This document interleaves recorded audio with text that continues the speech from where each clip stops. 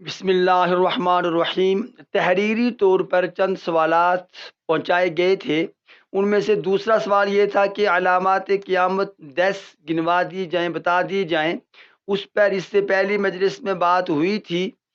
اب جب قیامت کی بات چل پڑی ہے تو تھوڑی تفسیر ہو جائے کہ قرآن کریم میں 3 بڑے موضوعات بیان کیے گئے ہیں۔ ایک عقیدہ توحید، دوسرا عقیدہ رسالت، تیسرا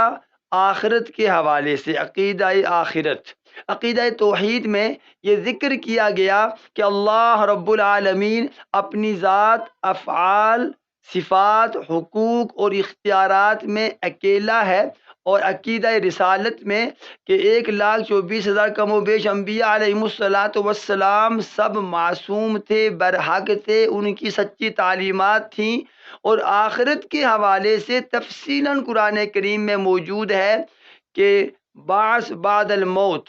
اس موت کے بعد دوبارہ ہمیں زندہ کیا جائے گا اور اللہ رب العالمین کے حضور محشر میں ہمارا حشر ہوگا۔ قرآن کریم میں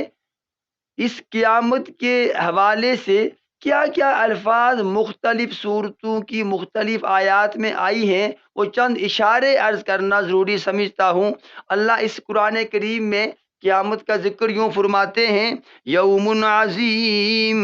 بہت بڑا دن، القاریعہ، خوف زدہ کرنے دینے والی قیامت، اذا الشمس کورت، سورج کے بے نور ہونے کا دن، واذا الکواکب انتثرت، ستاروں کے بکھر جانے کا دن، اذا السماء انشقت، آسمان کے پھٹ جانے کا دن، وحصل ما فی الصدور، نیتوں کی جانچ پڑتال کا دن، یومئذ تحدث اخبارہا، زمین کی گویائی کا دن، یوم الحسرہ الغاشیہ، یوم الحسرہ حسرتوں کا دن،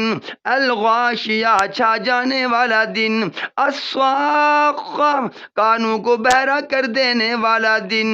الراجفہ الرادفہ الطامۃ الکبریٰ عظیم زلزلوں کا دن، یوم الحق ایک یقینی دن، یوم الفصل فیصلے کا دن، یوم العسیر سخت مشکل دن، الحاقہ ایک بڑی حقیقت والا دن، یوم التغابن یوم الجمع، یوم مجموع، یوم مشہود ہار جیت کا دن، بشراکم الیوم خوشخبری کا دن، خافضہ ذلت، رافعہ اور عزت کا دن، والساعۃ ادہیٰ وامر بڑا خوفناک اور کڑوا دن، لصادق لواقع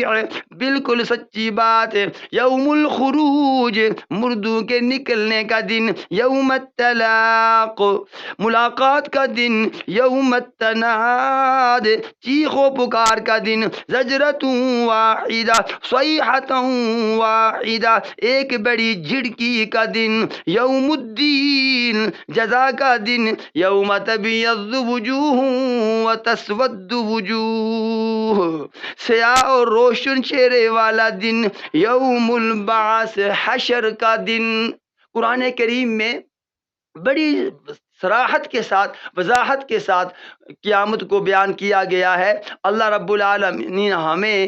اس قیامت سے پہلے اس کی تیاری کی، اللہ نیکی کر کے، گناہ سے بچ کے، اپنا اخلاقی دینی فرض نبھا کر ادا کرنے کی توفیق عطا فرمائے۔ آمین ثم آمین، وما علی الا البلاغ المبین۔